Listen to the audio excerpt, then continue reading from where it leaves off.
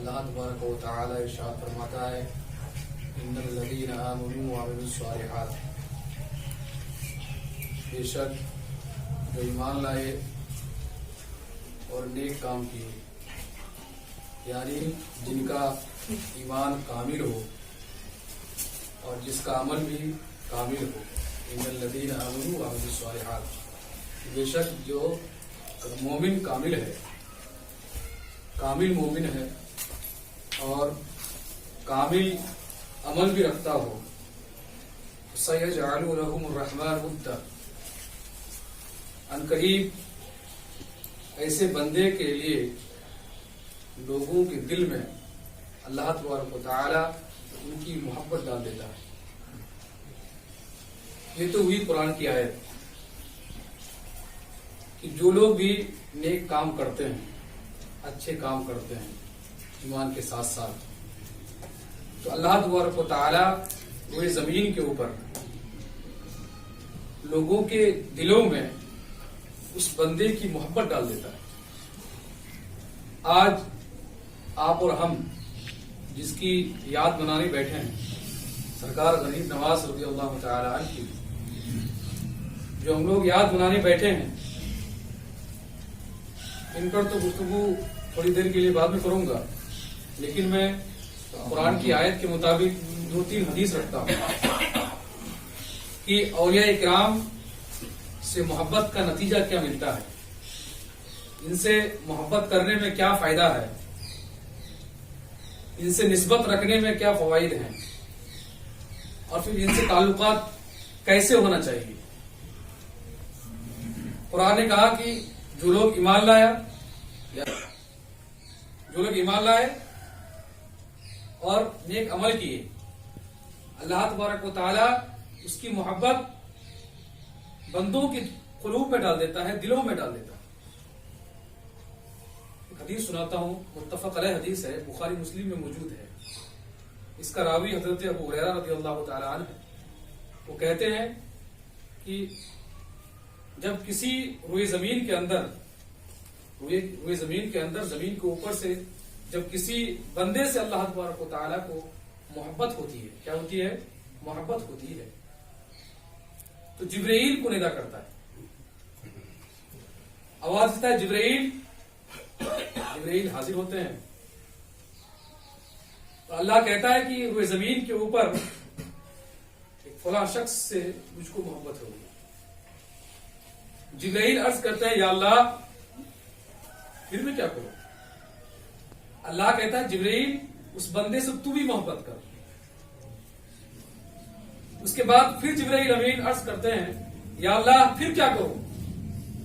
اللہ تبارک و تعالیٰ جبرائیل سے کہتا ہے جبرائیل آسمانی مخلوق میں فرشتوں کے درمیان یہ اعلان کر دو کہ سارے فرشتے اس بندے سے محبت کریں. سبحان اللہ. سارے بندے اس سے محبت کریں. اس کے بعد جبرائیل کہتا ہے یا اللہ پھر کیا کروں؟ اللہ تبارک و تعالیٰ کہتا ہے جبرائیل جاؤ روئے زمین کے اندر جاؤ، جتنے بھی پاک قلوب ہیں، جتنے بھی پاک دل ہے، اس دل میں اس بندے کی محبت ڈال دو. اب بتائیے کہ بندے سے جب بندہ ایمان لے آتا ہے، نیک عمل کرتا ہے، تو اللہ تبارک و تعالیٰ سب سے پہلے اس کو اپنا محبوب بناتا ہے. یعنی اس بندے سے، اللہ کے ولیوں سے سب سے پہلے اللہ محبت کرتا ہے، پھر جبرائیل کرتے ہیں، پھر آسمانی دنیا میں سارے فرشتے کرتے ہیں، پھر زمین کے اوپر جتنے پاک قلوب ہیں اس پاک قلوب میں اللہ تبارک و تعالیٰ محبت کو ڈال دیتا ہے. تو آپ اور ہم خوش نصیب ہیں کہ اللہ تبارک و تعالیٰ نے ہمارے قلوب کو اولیاء کی محبت کو ڈالا. ایک محبت ہی تو ہے، ہم لوگ اکٹھا ہوئے ہیں، یہ محبت کی دلیل تو ہے، نسبت کی دلیل تو ہے کہ آپ اور ہم جمع ہوئے ہیں خواجہ غریب نواز کے نام پر، ان سے محبت تو ہے. دوسری حدیث سناتا ہوں. دوسری حدیث میں ہے، یہ بھی متفق علیہ حدیث ہے، بخاری مسلم میں موجود ہے، کہ سب سے پہلے جو پہلا طبقہ جنت میں جائے گا، یہ حساب و کتاب قائم ہونے سے پہلے، جب میدان محشر قائم ہوگا، حساب و کتاب قائم ہونے سے پہلے کچھ بندے اللہ کے جو مخصوص بندے، محبوب بندے، اللہ کے نیک بندے اور اللہ کے اولیاء محبوبین مقربین کا ایک طبقہ اللہ تبارک و تعالیٰ کہا کہ تم جنت میں چلے جاؤ بغیر حساب و کتاب کے. جب اللہ تبارک و تعالیٰ کی طرف سے یہ حکم آ جائے گا کہ تم جنت میں چلے جاؤ تو ایسے وقت میں وہ اللہ کے محبوب بندے جائیں گے نہیں, پیچھے مڑ کے دیکھیں گے کہ میرے کچھ ماننے والے جہنم میں موجود ہیں. ایسے وقت میں اللہ تبارک و تعالیٰ کی بارگاہ میں یہ نیک بندے عرض کریں گے مولا کریم یہ میرے متعلقین میں ہے, میرے مریدوں میں ہے, میرے ماننے والوں میں ہے. ایسے وقت میں اللہ تبارک و تعالیٰ اپنے محبوب بندے سے فرمائے گا اے میرے محبوب بندے جاؤ, جس کے جو تمہارے اپنے ہو, جس کے دل میں ایمان ہو, اس کو باہر نکال کے لے آؤ, اس کو باہر نکال کے جنت میں کر دو. اللہ کے محبوب بندے اولیاء جائیں گے جہنم میں جائیں گے اور کچھ لوگوں کو نکال کر کے کھا کر دیتے جنت میں کر دیں گے. اس کے بعد پھر اللہ کے ولی جنت میں جائیں گے نہیں, پھر کھڑے رہیں گے اللہ تبارک و تعالیٰ کی بارگاہ میں, پھر کھڑے رہیں گے. اللہ کہے گا اب کیا مسئلہ ہے؟ کہ یا اللہ میرے اور کچھ ماننے والے ہیں. ایسے وقت میں اللہ تبارک و تعالیٰ اس محبوب بندے سے کہے گا اے میرے محبوب جاؤ, جس کے دل میں آدھا دینار کے برابر ایمان ہے, جاؤ ان کو بھی نکال کے جنت میں کر دو. اس کے بعد جب نکال کے پھر کھڑا ہوگا اللہ کی بارگاہ میں تو اللہ کہے گا اب کیا مسئلہ ہے؟ کہا یا اللہ میرے اور کچھ ماننے والے رہ گئے ہیں. ایسے وقت میں اللہ تبارک و تعالیٰ اس نیک بندے سے کہے گا کہ میرے محبوب بندے جاؤ, جس کے اندر آدھا سے بھی آدھا ذرہ برابر ایمان ہے, اس کو بھی نکال کے جنت میں کر دو. جس کو تم پہچانتے ہو. حدیث شریف میں تقریباً 3 مرتبہ ایسا آیا ہے کہ اللہ کے ولی 3 بار جائیں گے اور اپنے ماننے والے کو, اپنے جاننے والے کو نکال لے آئیں گے. حدیث شریف میں ہے کہ جس کو تم پہچانتے ہو جہنم میں, یعنی جس کو تم پہچانتے ہو. حدیث شریف میں یعرف کا لفظ ہے, میں یعرف, جس کو تم پہچانتے ہو اس کو نکال لیا. جب بار بار پہچاننے کا مطلب کیا ہے؟ اللہ نے 3 بار کہا جاؤ جس کو پہچانتے ہو اٹھا کے لیا, نکال کے لیا, وہ جہنم سے جنت میں کرو گے. یہ بار بار پہچاننے کا مطلب کیا ہے؟ نقطہ ہے, بہترین نقطہ ہے. اس سے پہلے حدیث سناؤ. حدیث ہے کہ مومن قبر کے اندر سے دیکھتا بھی ہے اور سنتا بھی ہے. حدیث شریف ہے, متفق علیہ حدیث ہے کہ مومن سلام کا جواب بھی دیتا ہے. حدیث شریف میں. اب بتائیے, اشارہ دینا چاہ رہا ہے کہ میرے محبوب بند کی قبروں میں جایا کرو تاکہ وہ تم کو پہچان لے اور قیامت کے دن تم کو جہنم سے نکال کے جنت میں کر دے. اس لیے بار بار جانا چاہیے اللہ کے نیک بندوں کی بارگاہوں میں, بڑے بڑے درگاہوں میں جانا چاہیے. بار بار جائیں تاکہ وہ آپ کو پہچان لے اور قیامت کے دن یہ کام آئے. قیامت کے دن تاکہ کام آئے, چونکہ اللہ نے بار بار کہا جس کو پہچانتے ہو. یقیناً آپ جس کی بارگاہ میں بار بار جائیں گے وہ سلام کا آپ کو جواب بھی دیں گے, آپ کو پہچانتے بھی ہوں گے, تو قیامت کے دن کام آئے گا. اس لیے اللہ نے بار بار کہا جس کو پہچانتے. اچھا, ہم لوگوں میں جو معاشرتی زندگی ہے, آپس میں ہم لوگ کہتے ہیں نا بھائی بہت دن بعد ملاقات ہوئی ہے, کبھی کبھی آ جائے کرو. کہتے ہیں کہ نہیں؟ اگر آپ ایک ولی کی بارگاہ میں 15 سالوں کے بعد پہنچے, لامولا بات ہے, پہچان کم ہوگی. اس حدیث کی روشنی میں جو اس سے نقطہ نکلتا ہے, اس نقطہ کی روشنی میں پہچان کم ہوگی. آپ بار بار جائیں گے تو پہچانیں گے. یہ 2 حدیث میں نے رکھی ہے. اس میں بہت ساری حدیث ہیں. اللہ کے نیک بندوں سے محبت کے سلسلے میں بہت ڈھیر ساری حدیث ہیں اور تمام حدیث متفق علیہ ہیں. بخاری مسلم میں موجود ہے. قرآن کے بعد کا درجہ ہے. ایسی حدیث ہے, قرآن کی آیت بھی ہے. اب بتائیے کہ ہم سب کی نسبت قیامت کے دن کام آئے گی نہیں؟ بالکل آئے گی. ان کی محبت بالکل آئے گی, کام آئے گی. اب ہم کوشش کرتے رہیں کہ ان کے طریقے پر زندگی گزاریں, ان کے کہے باتوں پر عمل کریں, ان کے مشن کو اپنائیں. ہم لوگ جس کی یاد بنانے بیٹھے ہیں خواجہ غریب نواز, آپ نے پوری زندگی خدمت خلق, غریبوں یتیموں کی مدد کی، مساکین کو پناہ دیا، غریبوں کو کھلایا پلایا، لنگر عام کیا اور لوگوں تک علم دین پہنچایا۔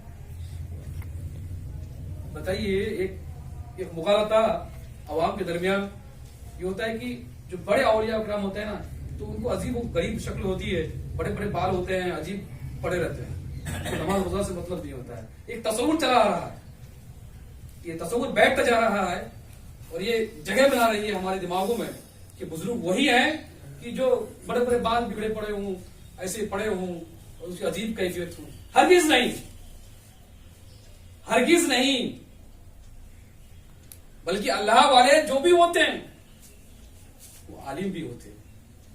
خواجہ غریب نواز کی جہاں کرامتیں بے شمار ہیں وہیں آپ زبردست عالم بھی تھے، زبردست حکیم بھی تھے اور زبردست محدث بھی تھے۔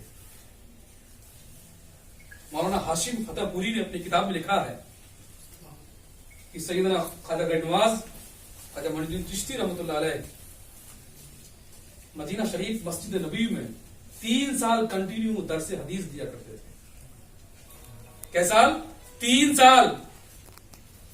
بلکہ آپ کے بارے میں آتا ہے کہ آپ نے تمام علوم ظاہریہ، علم حدیث، اپنی علم حدیث پڑھی، فقہ پڑھا، نحو پڑھا، ساری علم ظاہری کی تکمیل، علم شریعہ کی تکمیل کے بعد تب اپنے پیر پکڑا ہے۔ تو جتنے بھی اولیاء کرام رہے ہیں بظاہر عالم، متقی، پرہیزگار اور زبردست اپنے وقت کے فقیہ اور محدث ہوتے، علم سے دور نہیں ہوئے، علم سے الگ نہیں ہوئے۔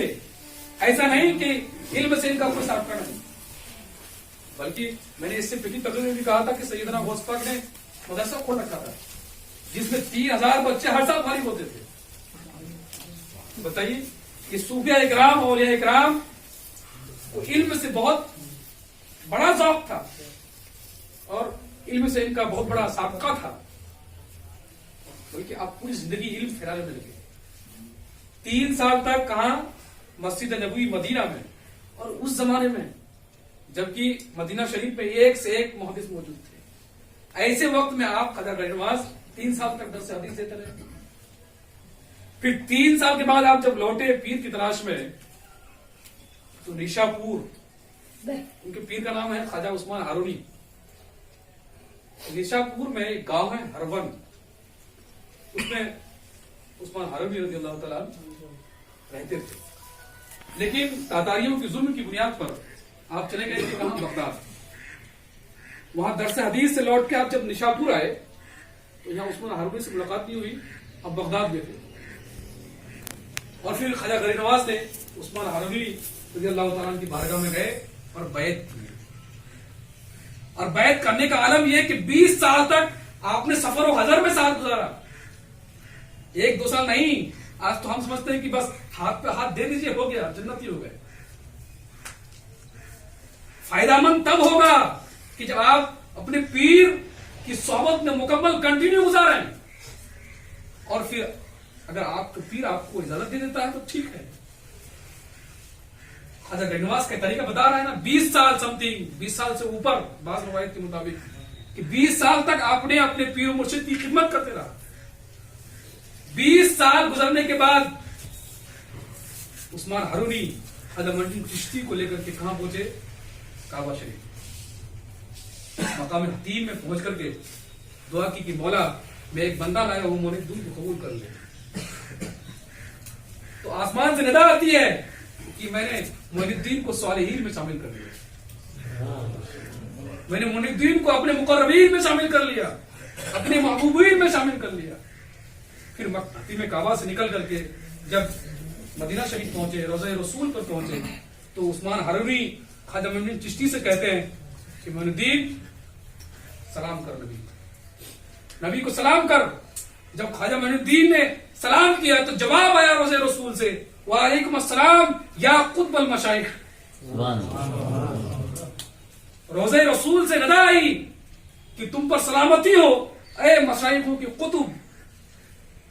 ہم لوگ سمجھتے ہیں کہ سب سے بڑا مقام قطبیت ہوتی ہے، غوثیت ہوتی ہے۔ سب سے بڑا مقام غوثیت نہیں ہوتی، سب سے بڑا مقام قطبیت ہوتی ہے۔ پھر قطبیت میں بھی اختلاف ہے، بعض لوگ کہتے ہیں 3 ہے، بعض لوگ کہتے ہیں 5 ہے، لیکن اس کا آخری جو ہے وہ 7 ہے. پھر اس میں سے کوئی سینئر ہوتے ہیں جو سب کو لے کے چلاتے ہیں. روضہ رسول سے آواز آئی وعلیکم السلام یا قطب المشائخ.